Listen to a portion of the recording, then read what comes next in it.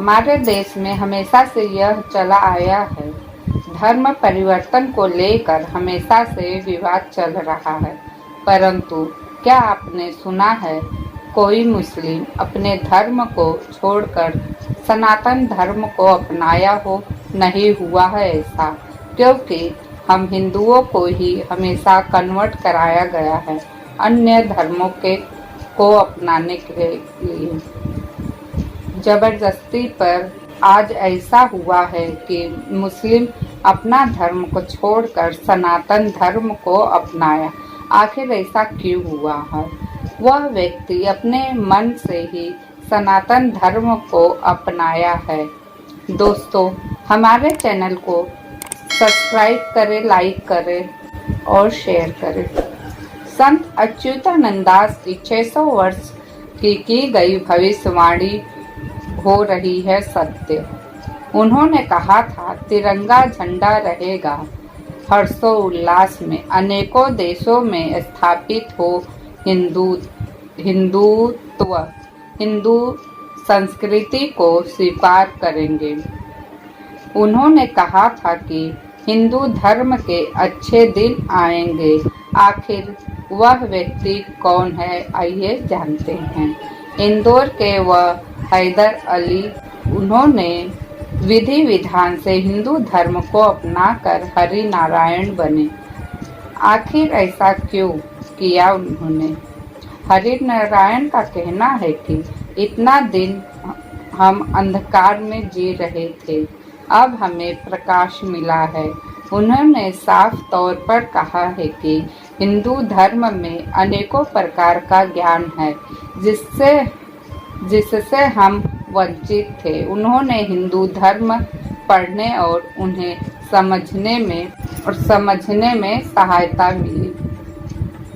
ज्ञान की प्राप्ति सनातन धर्म को अपनाने से होगा, क्योंकि उनके ग्रंथ में ऐसा कोई बात नहीं लिखी हुई है जिनके कारण लोगों का कल्याण हो सके। हरि नारायण को मिलकर 7 लोगों ने धर्म परिवर्तन किया है। कुछ विरोधी कट्टरपंथी उनके घरों पर पथराव किए ताकि वह अपना धर्म को छोड़कर हरि नारायण ने कहा कि मुझे किसी का कोई डर नहीं है। डर तो वो लोग रहे हैं जो समझ रहे हैं आज 7 लोग ने सनातन धर्म को अपनाया है, उनका देखकर अन्य लोग भी अपनाएंगे। दोस्तों, संत अच्युतानंद दास जी ने कहा था, एक भारत एक हिंदू राष्ट्र बनेगा। आज देखकर लगता है कि शुरुआत हो चुकी है। भविष्य मालिका की बताई गई बातें सच हो रही है। यह परिवर्तन का युग है जो शुरू हो चुका है। यह बदलते युग में आप सब भी अच्छे राह पर चले और अपना कल्याण करें। दोस्तों, पूरा देश आज परेशान है क्योंकि कलयुग का अंत हो रहा है और अनेकों प्रकार की आपदाएं से भी सभी लोग परेशान हैं। संत अच्युतानंद दास जी ने कहा था, रेगिस्तान में बाढ़ आएगी।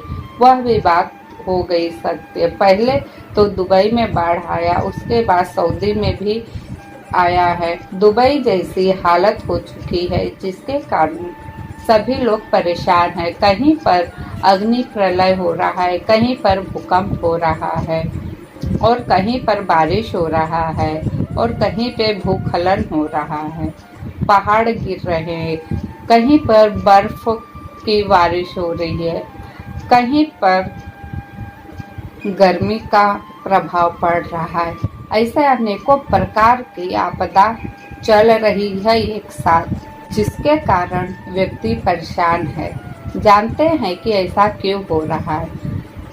ऐसा हमारे ही कारण से हो रहा है। हमने अपने आगे प्रकृति का बहुत बड़ा नुकसान किया है। जब नुकसान किया है तो सजा भी तो हमें ही भुगतना पड़ेगा, क्योंकि प्रकृति से जो भी चीज़ें हमें प्राप्त हुई है हम उसकी कदर नहीं किए और जिसके कारण आज ये सारी आपदाएं हमें झेलनी पड़ रही है। क्योंकि अधिक से अधिक पेड़ों को काटा गया। जब पेड़ कटेंगे तो बारिश प्रचंड होकर बरसेगी, क्योंकि जो वाष्प होता है, भाप होता है समुद्र से, जब सूरज की किरणें पड़ती है पानी पर, वो भाप बनकर उड़ता है।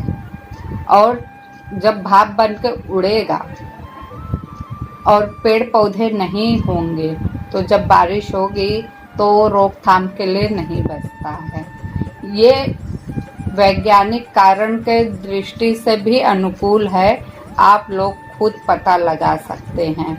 मेरा तो भविष्य माल का बताने का बस एक ही मोटिव है। जो लोग आज के युग परिवर्तन से गुजर के भी उन्हें लगता है छोटी सी घटना है, उनका तो मैं कुछ कर नहीं सकती हूँ, क्योंकि इस संसार में जब जैसे एक बिल्ली होती है, सामने अगर व्यक्ति को देखकर आंखें बंद कर लेगी और सोचेगी कि वह व्यक्ति अब मेरा कुछ बिगाड़ नहीं सकता है, लेकिन वो भूल जाती है कि उसने अपनी आंखें बंद की, व्यक्ति तो वहीं खड़ा है, उसे चोट पहुंचा सकता है। तो इसी प्रकार होता है, मनुष्य के सामने सारी घटनाएं, आपदाएं हो रही है, फिर भी उसकी आंखें खुलती नहीं है, अपनी आंखें बंद करके बैठा हुआ है। और ऊपर से कुछ लोग कहते हैं मुझे कमेंट में, छोटी मोटी आपदाएं आ रही तो उसमें इतनी कहाँ है छोटी आपदा। कहना बहुत आसान है, जब उस मुश्किल में खुद घिर जाओगे ना, तब समझ में आएगा कि छोटी आपदा है या बड़ी आपदा।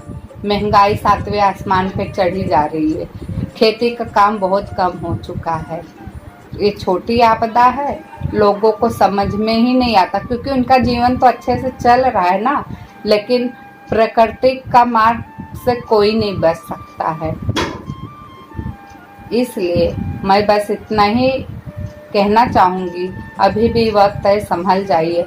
और जो लोग यहाँ तक मेरा वीडियो देखे हैं, तो आप जिस भी भगवान को मानते हैं उनका जयकारा जरूर लगाइए और अपने गलतियों की क्षमा मांगिए और अब से अपने आप में परिवर्तन लाइए।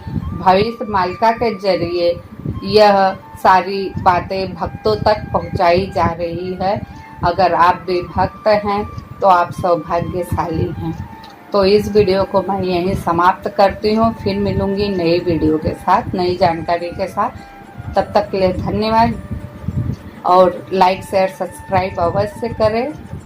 जय श्री कृष्णा, जय जगन्नाथ।